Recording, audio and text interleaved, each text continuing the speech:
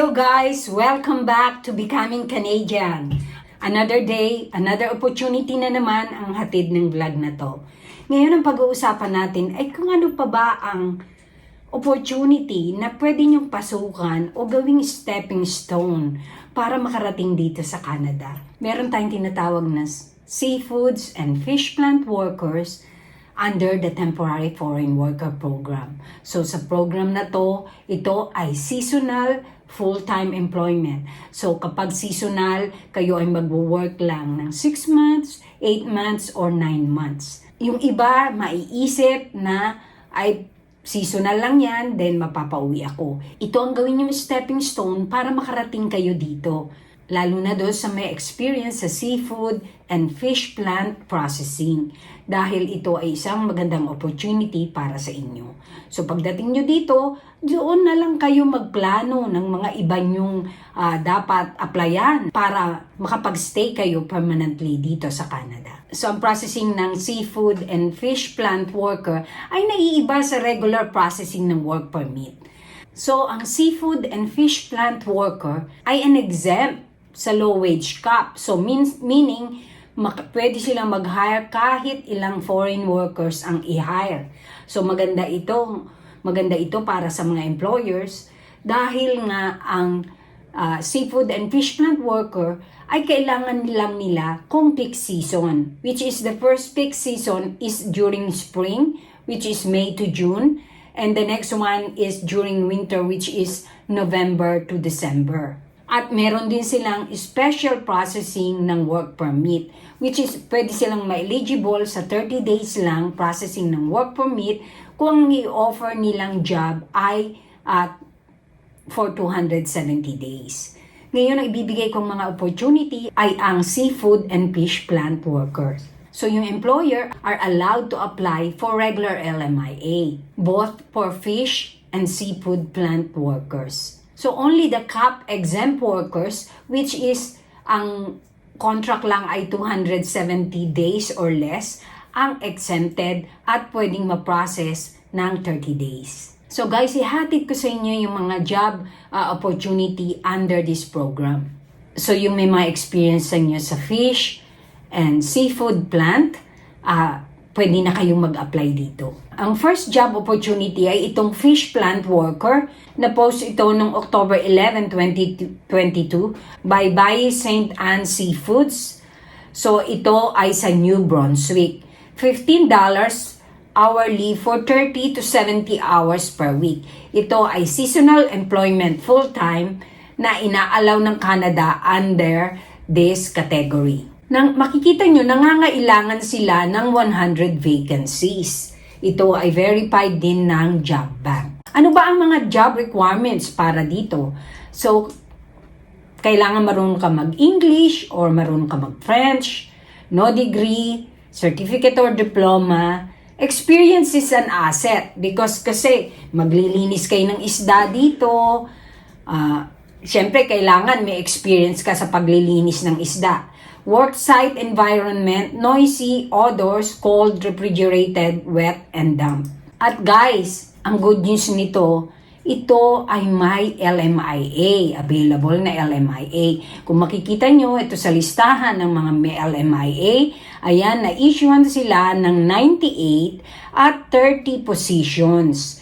At nangangailangan sila ng 100. How to apply?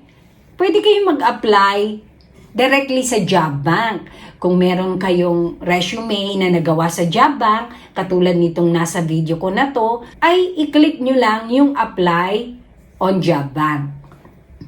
Pwede rin kayong mag-submit by email dito sa jobs@delayNL.ca. Pero ito ay naka-advertise lang hanggang December 1. Sana makapag-apply kayo kagad dito para pumasok yung inyong application. Ang next na opportunity ay seafood preparer, fish and seafood processing by Ocean Pier Incorporated. Ito naman ay sa Scoudouc, New Brunswick din. As you all know that New Brunswick is one of the Atlantic provinces here in Canada. Ang industry nila ay fishing industry. $14.75 hourly for 44 to 60 hours per week. Permanent employment full-time naman ito. Ang kailangan din nila ay 100 vacancies. Verified din ito ng Job Bank. At guys, for your information, ang Ocean Pier ay meron din silang na-issue 189 LMIA para sa position na to.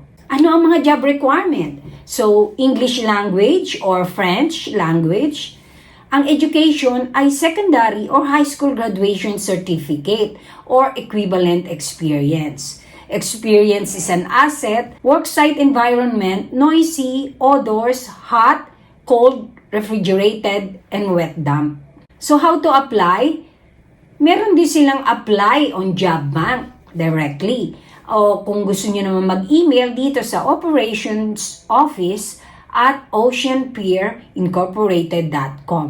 But this one is advertised until November 25, 2022. But take note guys, don't get disappointed with the advertisement date. Kasi maaring hindi nila makompleto yung pangangailangan nila. So, maaring mag-repost uli sila sa Job Bank. Kung sakaling ma-expired na to, bumalik lang kayo sa Job Bank at i-search nyo uli sila. Dahil for sure, i-advertise pa rin nila yon kung hindi nila makompleto yung hinahanap nilang number of applicants. So guys, wag nyo nang palagpasin 200 ang vacancies at may available LMIA. Alam nyo ba, ngayong araw na to, may mga parating na fish plant worker sa Newfoundland and Labrador, which is yun din ang inaplayan nila, ang seafood and fish plant worker. So guys, yung iba sasabihin, seasonal lang to, baka mapauwi sila. Katulad ng isa, seasonal lang. Gawin yun, stepping stone yun. Pagdating nyo dito, pwede naman kayo mag-apply habang nag-work kayo sa kanila hanggang makakuha kayo ng trabaho that will let you stay for a longer period. Ganun lang ang dapat nyong gawin. Ito ay isang stepping stone lang para makarating kayo dito sa Canada. Ito ay magandang opportunity para doon sa mga nagtatrabaho sa atin sa mga fish plant and seafood plant processing. Siguro yung mga nagtatrabaho sa mga pabrika ng sardinas, magandang opportunity ito para sa inyo. Kaya what are you waiting for guys? Submit na kayo ng resume nyo. Baka sakaling isa kayo sa mapili ng employer na to. Another opportunity na naman para sa inyo. For those who are new to my channel, just click the subscribe button and hit the notification bell para lagi kayong ma-update ng mga ganitong klasikong video. Thanks for watching. Again, stay safe and God bless to all of you.